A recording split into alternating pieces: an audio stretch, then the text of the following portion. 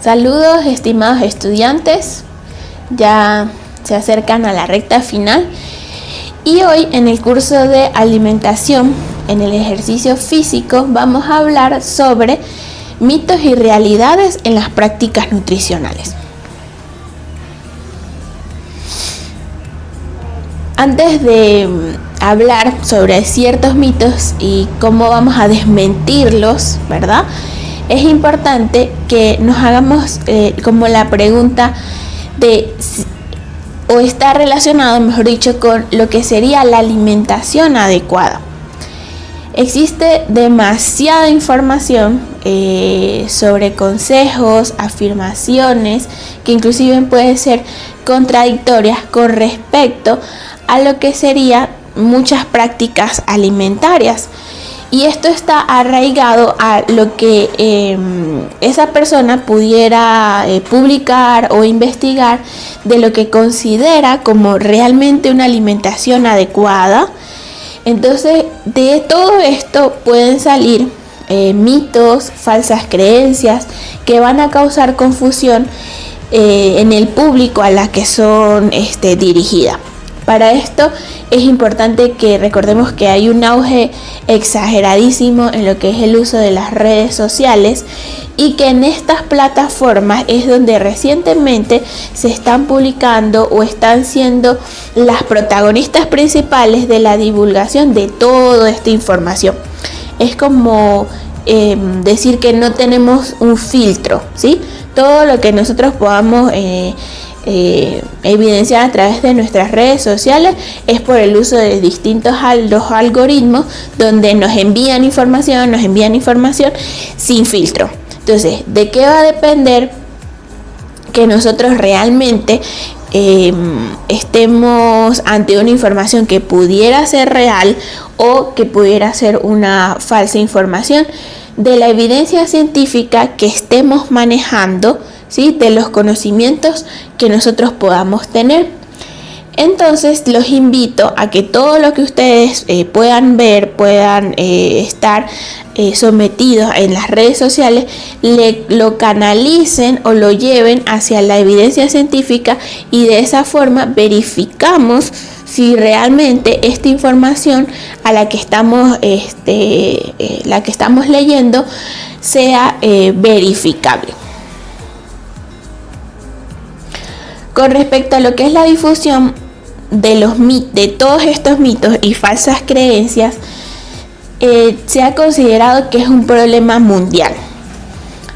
Tal vez pudiéramos tener la sospecha o la leve intención de que en el lado de América la difusión puede ser inclusive mayor, pero existen muchos estudios donde en el continente europeo se ha evidenciado que la difusión de mitos o de falsa información también está presente. Como es un problema mundial, todo lo que está basado allí es en que si tenemos una buena salud, va a estar influenciado por alimentación, más ejercicio físico, más descanso. Y esto debe estar de la mano de lo que serían los profesionales para que garantice que todas estas prácticas realmente estén basadas en evidencia científica. Actualmente, como les decía, esta difusión de mitos y falsas creencias en el fitness no solamente es un problema local, sino que ha evolucionado y se ha extendido a nivel de todos los continentes. Y esto está relacionado en que recientemente se ha pronunciado o se le ha dado más divulgación a lo que sería tratar de mantener un estado de salud adecuado.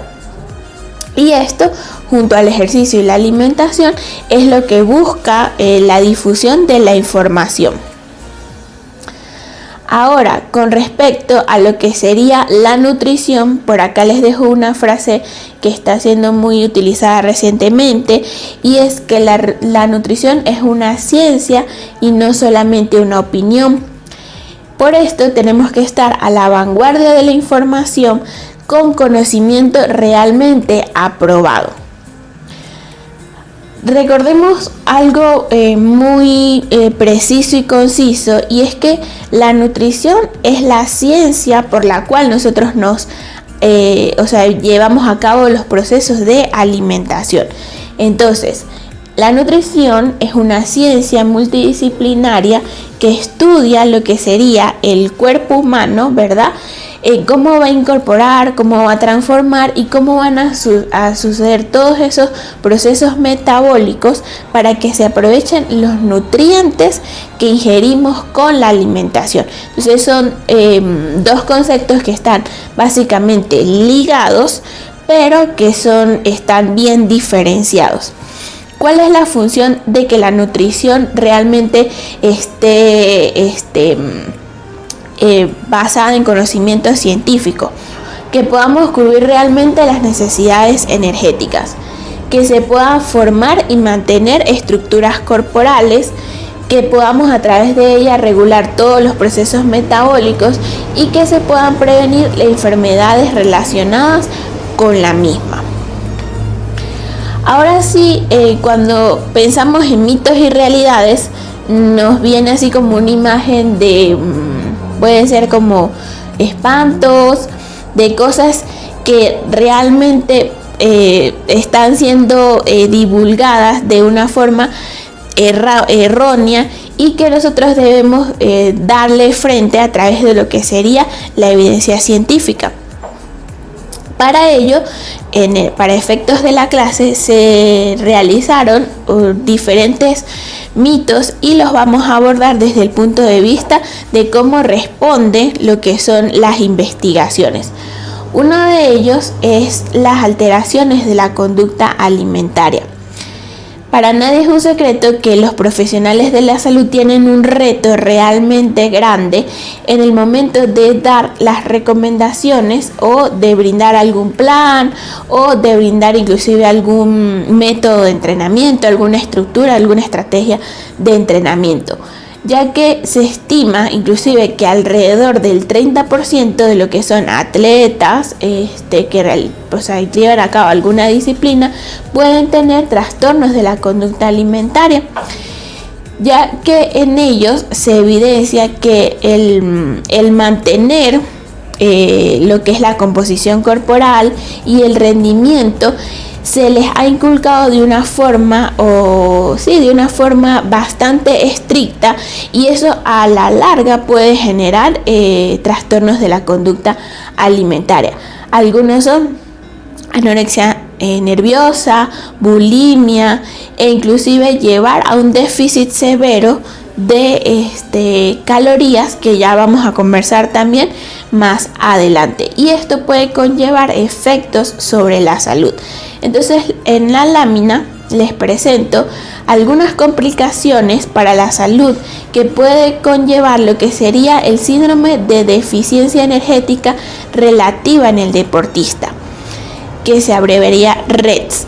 En este caso, los deportistas, al realizar un extremo déficit calórico, se pueden ver afectados desde el punto de vista de diferentes sistemas del organismo, por ejemplo, alteraciones hematológicas, alteraciones en el crecimiento y desarrollo, psicológicas, cardiovasculares, gastrointestinales, inmunológicas, función menstrual, que vamos a conversar un poco más de eso más adelante, en la salud ósea, salud endocrina y en la salud metabólica.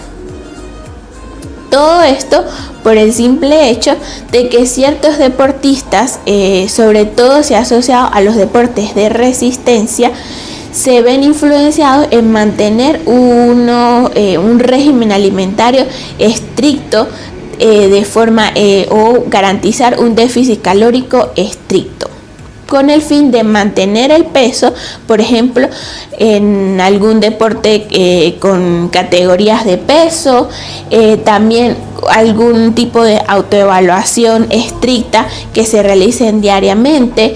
Entonces hay que estar pendiente de lo que serían los trastornos de la conducta alimentaria si están presentes en alguno de nuestros pacientes, y trabajar en equipo multidisciplinario para poder garantizar que esta paciente no vaya a presentar consecuencias o complicaciones a nivel de lo que sería su salud. Otro de los mitos que vamos a desmentir es si la pérdida de grasa se puede realizar de forma localizada. El cuerpo humano es un conjunto de órganos y sistemas que trabajan de forma integral. Así como todos tienen una función, lo que sería el déficit calórico más la actividad física o la recomposición corporal va a garantizar que se utilicen todas las reservas a nivel de distintas partes del cuerpo para poder garantizar el sustrato energético en ciertos momentos. Es decir, que la pérdida de peso no va a ser localizada ni va a estar determinada por los ejercicios que pueda realizar la persona, e inclusive tampoco va a estar localizada por el tipo de alimentación que pueda realizar la persona. Para esto nada más debemos garantizar lo que es déficit calórico más aumento de la energía o del uso de la energía o de la actividad física.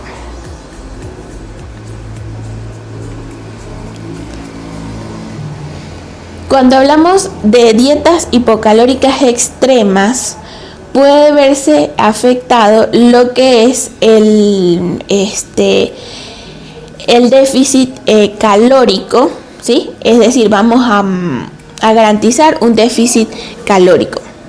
En este caso, las dietas hipocalóricas extremas van a generar una pérdida de masa muscular, deshidratación inclusive, trastornos alimentarios, también puede generar efecto rebote y disminución de la concentración. Entonces, los pacientes que sean sometidos a déficit extremo debe evitarse la pérdida de masa muscular con las estrategias que ya mencionamos. Vamos a aumentar lo que sería el aporte de proteínas y la inclusión de ejercicios de fuerza. En el caso de la deshidratación, hay que velar y garantizar que la hidratación sea lo más efectiva posible con las diferentes estrategias que vimos en la clase de planificación de ganancia de la masa muscular.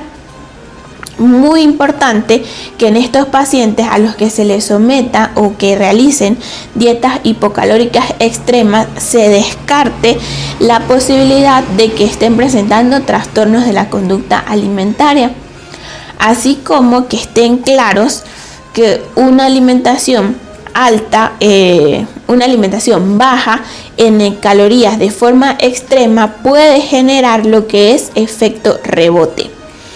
También el efecto de no tener una cantidad suficiente de calorías puede generar falta de concentración, fatiga, porque recordemos que uno de los principales sustratos del cerebro es la glucosa, y si no la estamos ingiriendo en cantidad adecuada va a verse afectado este sistema o este organismo. Otro de los efectos de las dietas con extremo déficit calórico es la presencia de la tríada de la mujer atleta. Pueden evidenciarlo en lo que sería la lámina. Sin embargo, este concepto de tríada de la mujer atleta fue sustituido por el primero que conversamos en la primera lámina, del síndrome de deficiencia energética relativa en el deporte, ya que para efectos de la tríada nada más utilizaba lo que serían sistemas endocrinos del género femenino. En cambio, en el síndrome o en el RETS, incluye también al género masculino. Entonces, ¿qué sucede en lo que sería la tríada de la mujer atleta? Al tener una baja disponibilidad energética, vamos a presentar lo que sería alteraciones menstruales, ¿sí? De forma inicialmente subclínica, y a su vez esto va a generar amenorreas, va a generar alteraciones hipotalámicas y también va a generar osteoporosis. Por lo tanto, hay que evitar que el extremo del déficit de calorías afecte lo que sería los sistemas endocrinos tanto de la mujer como del hombre. Existe otro mito también, que es el uso del ayuno intermitente como estrategia, ¿sí? Para una pérdida de peso rápida y lo más efectiva y pronto posible. Dentro de lo que sería el concepto de ayuno intermitente, se ha determinado que ha ganado como mucha popularidad por sus beneficios, y estos van a ser oxidación de grasas, lo que serían deportes de categoría de peso, lo podemos utilizar, y también en las personas que realicen ejercicios de forma recreativa, pero ciertos beneficios se han visto evidenciados a corto plazo, ya que no se le ha visto la aplicabilidad a un largo plazo en las personas que lo llevan a cabo. El ayuno intermitente también puede conllevar a un impacto negativo en lo que es el rendimiento deportivo. Es decir, podemos conllevar a una pérdida de la masa muscular, a una disminución del glucógeno hepático efectivo, que va a conllevar a una desmejoría en lo que es la práctica deportiva.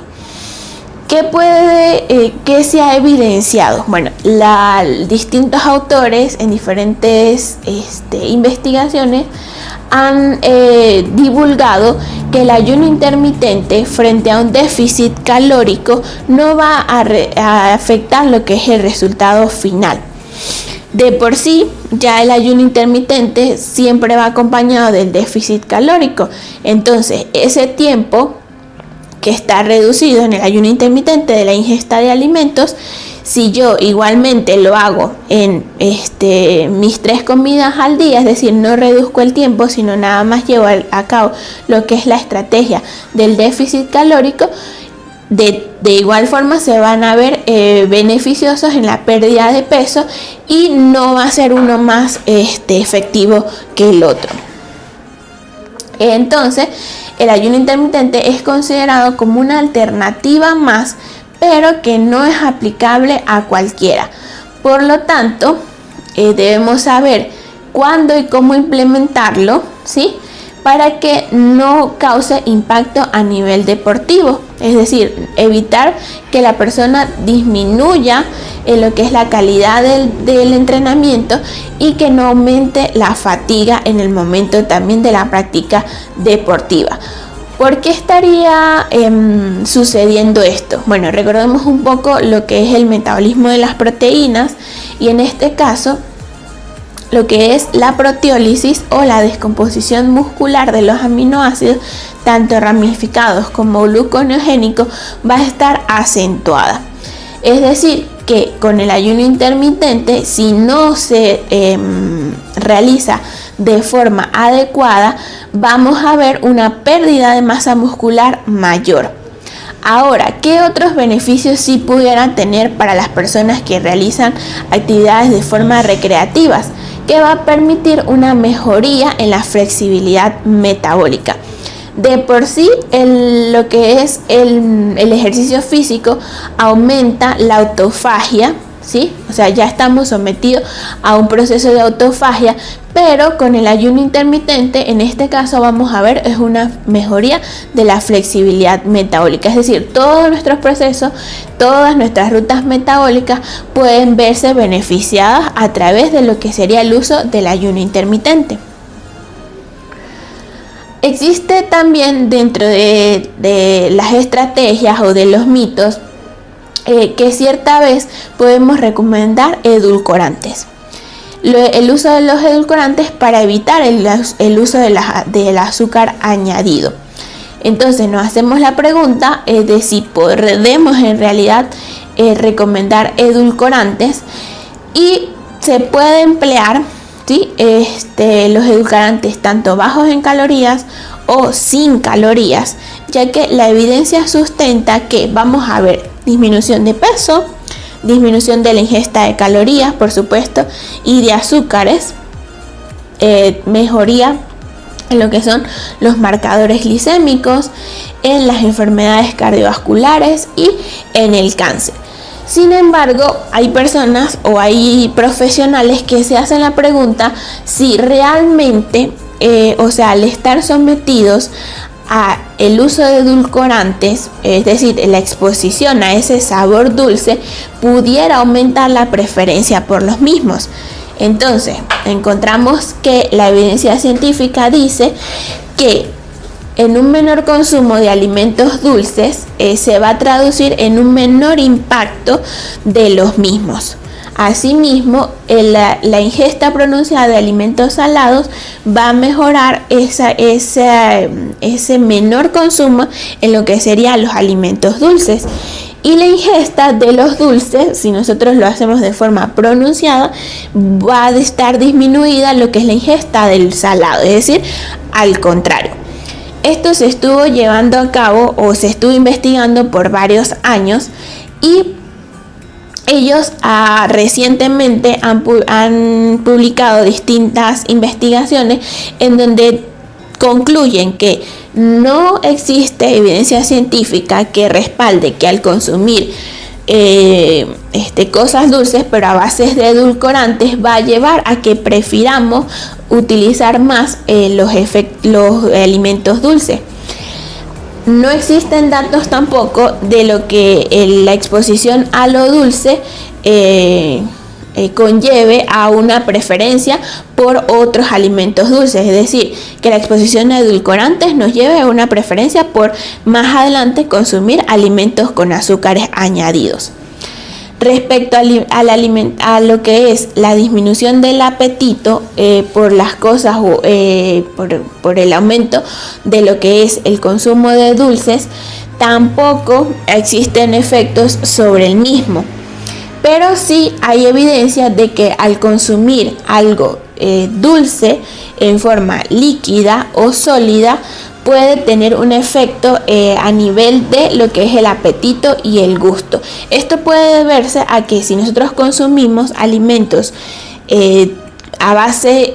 endulzados a base de edulcorantes de forma líquida, estos mismos van a estar o se van a absorber de una forma, se van a digerir de una forma más rápida. Pero en el caso de los sólidos va a haber una disminución en lo que es la digestión y por ende allí sí puede haber un efecto positivo en lo que es la disminución del apetito y el gusto por los mismos. Y el último mito que muchas personas pueden inclusive abordarles es: si hago ejercicio, como estoy haciendo ejercicio, ¿puedo consumir azúcar? Pues esto va a depender en realidad del contexto de nuestro paciente. Cuando hablamos de personas que realicen ejercicios o prácticas deportivas de forma recreativa, va a ser muy diferente a un atleta de alta competencia. Para efectos de lo que es este curso, siempre nos hemos abocado a la alimentación en el ejercicio físico, básicamente de forma recreativa o para ganar salud. Cuando hablamos de los atletas de alta competencia, ya hablaríamos de una nutrición más especializada y para eso tenemos la nutrición deportiva. Entonces, como depende del contexto, si yo puedo consumir azúcar o no, existe demasiada información en lo que con respecto al uso de del azúcar en lo que sería síndrome metabólico, obesidad, sobrepeso, sedentarismo, y en base a ellos se ha evidenciado que el uso del azúcar o azúcares añadidos puede alterar todos estos patrones o todas estas patologías que acabo de mencionar. Pero los deportistas de élite, en su gran mayoría, son personas con una composición corporal bastante magra, que tienen un gasto calórico súper elevado y que tienen una sensibilidad a la insulina bastante efectiva. Entonces, para estrategias en el caso de los atletas de alta competencia, con esos gastos energéticos tan altos, sí se puede utilizar en ciertas ocasiones las estrategias del aporte de calorías extra a través del uso de ultraprocesados. Entonces, cuando nos vuelvan a hacer la pregunta que si hago ejercicio puedo consumir azúcar, pues siempre va a depender del contexto. Considero que estos mitos que fueron desarrollados en la clase de hoy son algunos de los más importantes o de los que más les pudieran abordar a ustedes en las prácticas laborales.